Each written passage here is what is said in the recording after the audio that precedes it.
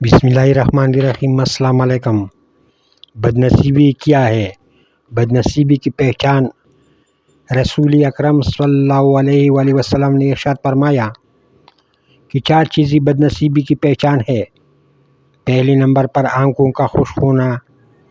اس سے مراد یہ ہے کہ اللہ کے خوف سے کسی انسان کے آنسو نہ ٹپکے۔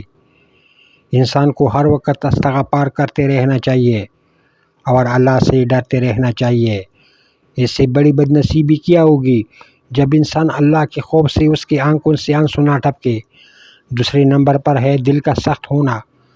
اس سے مراد یہ ہے کہ کسی انسان کا دل آخرت کے لیے یا کسی انسان کے لیے نرم نہ ہو، یہ بھی بدنصیبی کی پہچان ہے۔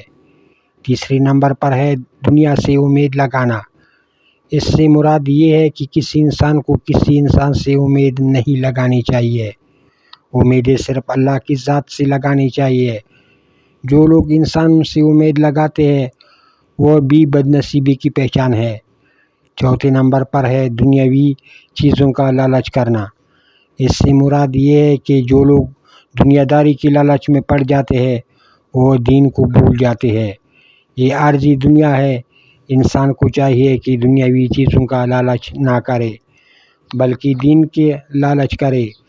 اللہ تعالیٰ ہم تمام مسلمانوں کو نیک اعمال کرنے کی توفیق عطا فرمائے اور حضرت محمد صلی اللہ علیہ وآلہ وسلم کے نقش قدم پر چلنے کی توفیق عطا فرمائے۔ آمین۔